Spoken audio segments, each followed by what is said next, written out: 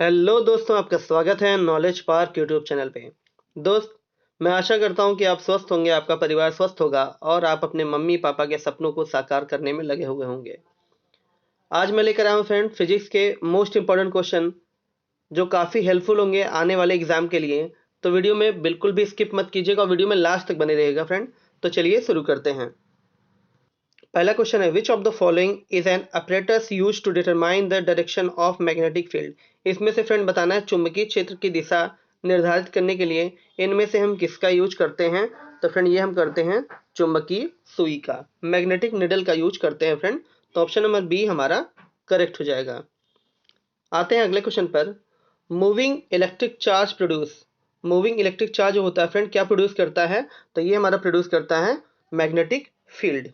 ठीक है, कोई भी फ्रेंड जो मूविंग चार्ज होगा, ठीक है, वो क्या प्रोड्यूस करेगा, हमेशा मैग्नेटिक फील्ड जनरेट करता है। और आपने सोलेनॉइड का नाम सुना होगा फ्रेंड। सोलेनॉइड जो होता है, अगर यहाँ पर कोई बार मैग्नेट है, इसके ऊपर मैंने तार को वाउंड कर दिया और इसमें इलेक्ट्रिसिटी को प्रोड्यूस किया, तो ये भी अपने आसपास क्या जनरेट कर देता है फ्रेंड, चुंबकीय क्षेत्र जनरेट कर देता है। ठीक है, इसको भी आप याद रखिएगा। सोलेनॉइड अगर पूछें, अगर मान लीजिए फिगर आ जाए, मतलब कोई स्ट्रिप होगी, उस पर तार हमारे क्या होंगे, बाउंड होंगे। अगर ये तार बहुत ही क्लोजली बाउंडेड होंगे, मतलब बहुत ज़्यादा नंबर्स ऑफ क्या होंगे, बाउंडिंग होगी, तो इसमें जो मैग्नेटिक फील्ड जो जनरेट होगी वो काफ़ी स्ट्रांग होगी ये। आते हैं अगले क्वेश्चन पर। Magnetic field is the through which any other magnetic material experience a force of attraction. Magnetic field वो होता है फ्रेंड जिसमें कोई भी चीज अट्रैक्शन अनुभव करती है या रिपल्शन फील करती है, उसको हम क्या बोलते हैं। तो ये स्पेस जनरेट होता है फ्रेंड, चुंबक के आसपास जो क्षेत्र जनरेट होता है उसी को हम बोलते हैं, जिससे कोई भी ऑब्जेक्ट अट्रैक्शन और रिपल्सन का फोर्स जो होता है एक्सपीरियंस करता है। तो ऑप्शन नंबर ए हमारा करेक्ट हो जाएगा। आते हैं अगले क्वेश्चन पर।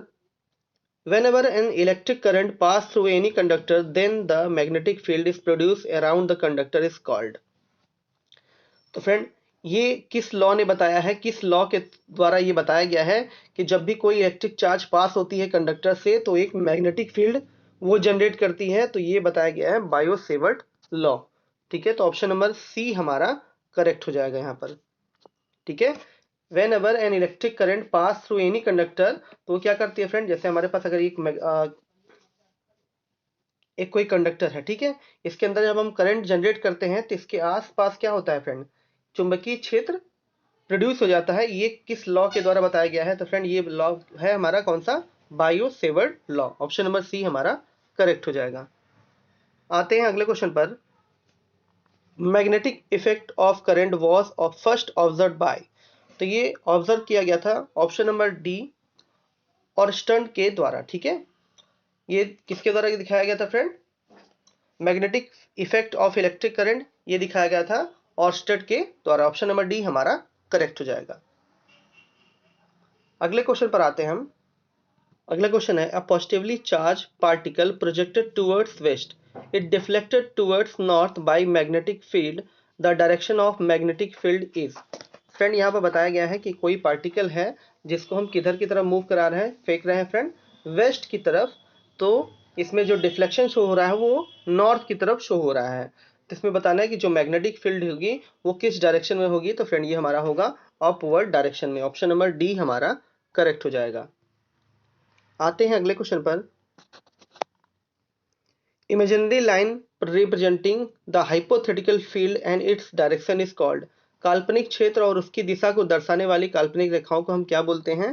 तो इसको हम बोलते हैं friend magnetic lines of force. Option number A हमारा करेक्ट हो जाएगा। अगला क्वेश्चन है, the magnetic line of force due to the bar magnet. Bar magnet जो चुंबक होते हैं उसके कारण जो बल की चुंबकीय रेखाएं होती हैं फ्रेंड, वो क्या होती हैं, आपने ये प्रैक्टिकल किया होगा क्लास 10th में फ्रेंड। नॉर्थ साउथ, ये जो लाइनें निकल रही हैं फ्रेंड, एक कॉन्सेंट्रिक सर्कल का फॉर्मेशन करती हैं। ठीक है, और ये कभी भी एक दूसरे को कट नहीं करती हैं। तो ऑप्शन नंबर डी हमारा करेक्ट हो जाएगा, can not intersect at all. आते हैं अगले क्वेश्चन पर। Average life of A radio active substance is. जो फ्रेंड एवरेज लाइफ होता है और रेडियो एक्टिव सब्सटेंस का वो किसके बराबर होता है। तो ये होता है हमारा 0.693 टाइम्स ऑफ हाफ लाइफ। ठीक है, ऑप्शन नंबर बी हमारा करेक्ट हो जाएगा। अगला क्वेश्चन है, who gave the group displacement law. इसमें से बताना है समूह विस्थापन नियम जो है किसने दिया था।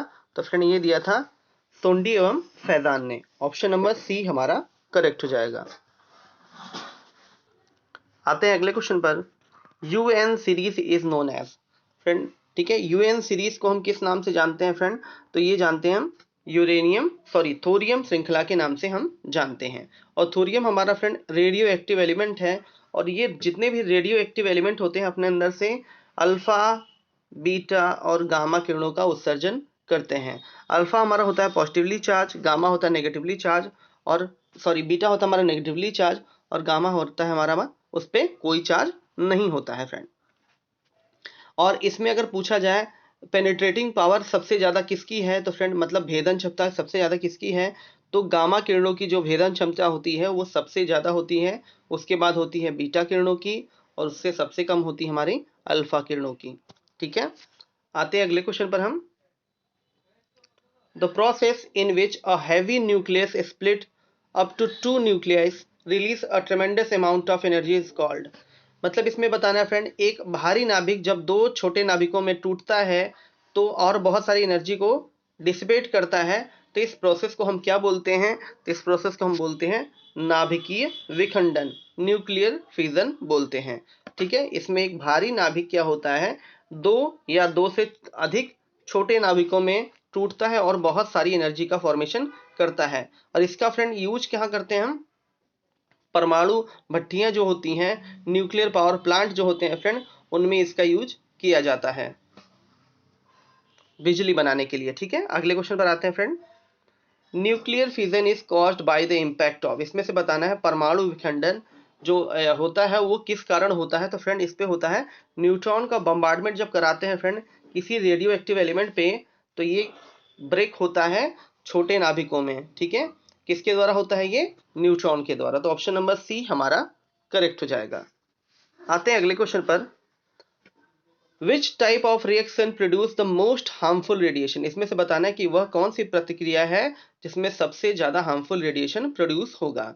तो फ्रेंड ये हमारी है नाभिकीय विखंडन प्रक्रिया। ठीक है, नाभिकीय विखंडन जो प्रक्रिया होती है इसमें से सबसे ज्यादा हार्मफुल रेडिएशन प्रोड्यूस होता है, दैट इज अल्फा, बीटा और गामा। ये इतने ज्यादा हार्मफुल होते हैं फ्रेंड कि इनके रेडिएशन से का भी मतलब कि अगर रेडियस तो बिल्कुल मान लीजिए यहाँ पर गिराया गया और ये काफी दूर के रेडियस में इसका इफेक्ट पड़ता है। ठीक है, यहाँ पर तो बहुत ज्यादा नुकसान पहुंचाएगा ही, साथ ही साथ जो रेडिएशन इसमें प्रोड्यूस होंगी वो काफी दूर तक जाती हैं, और इनसे क्या होगा, जो ह्यूमन में बहुत सारे डिजीजेज जो होती हैं वो जनरेट होती होंगी। जैसे हमारा कैंसर जो बीमारी होती है फ्रेंड, वो हार्मफुल रेडिएशन की वजह से भी होती है। अगला क्वेश्चन हमारा है, व्हेन टू और मोर light nucleus moving with heavy high speed combine together and release ट्रेमेंडस energy. Friend जब दो छोटे नाभिक क्या होते हैं बहुत ज़्यादा स्पीड से आपस में जुड़ते हैं और बहुत सारी एनर्जी का फॉर्मेशन करते हैं, तो इस प्रक्रिया को हम क्या बोलते हैं। तो इस प्रक्रिया को हम बोलते हैं श्रृंखला अभिक्रिया, चेन रिएक्शन बोलते हैं। और फ्रेंड चेन रिएक्शन हमारा जो परमाणु संलयन है इसमें भी हमारा चेन रिएक्शन फॉलो होता है। जो हमारा सन है फ्रेंड इसके अंदर होता है नाभिकीय संलयन। इसमें हाइड्रोजन के दो मॉलिक्यूल हाई टेम्परेचर और हाई प्रेशर पे हीलियम मॉलिक्यूल का फॉर्मेशन करते हैं और बहुत सारी एनर्जी को रिलीज करते हैं। इस बात को भी आप याद रखिएगा। अगले क्वेश्चन पर आते हैं, group of stars having specific shape और पैटर्न आर कॉल्ड। इसमें बताना है जो ग्रुप ऑफ स्टार होते हैं वो एक स्पेशल पैटर्न का फॉर्मेशन करते हैं, उनको हम क्या बोलते हैं फ्रेंड। तो ये हम बोलते हैं कॉन्स्टलेशन। आप हमें कमेंट बॉक्स में बताइएगा कि अभी तक कितने नंबर ऑफ कॉन्स्टलेशन को पता किया गया है। ठीक है, कमेंट बॉक्स में हमें बताइएगा। अगला क्वेश्चन है, विच characteristic of star will decide its conversion from red giant to white dwarf star or neutron star। तो friend 2 into mass of sun is equal to होता है हमारा न्यूट्रॉन स्टार। ठीक है, जब किसी भी चीज का अगर मास 2 टाइम्स हो जाएगा किसके, मास ऑफ सन के, तो एक स्टार का फॉर्मेशन करेगा जो करते उससे बोलते हैं हम न्यूट्रॉन स्टार। तो किस पे डिपेंड होता है फ्रेंड, मास पे। तो ऑप्शन नंबर ए हमारा करेक्ट हो जाएगा। अगले क्वेश्चन पर आते हैं। When entire helium of white dwarf star is used to during fission reaction then it will turns into, तो फ्रेंड ये हमारा बदल जाता है रेड जायंट में। ठीक है, न्यूक्लियर फिजन में क्या होता है, फ्यूजन में ये रेड जायंट में बदल जाता है, और इसका सीधा सीधा एग्जांपल जो हमारा है वो हमारा है सन। ठीक है,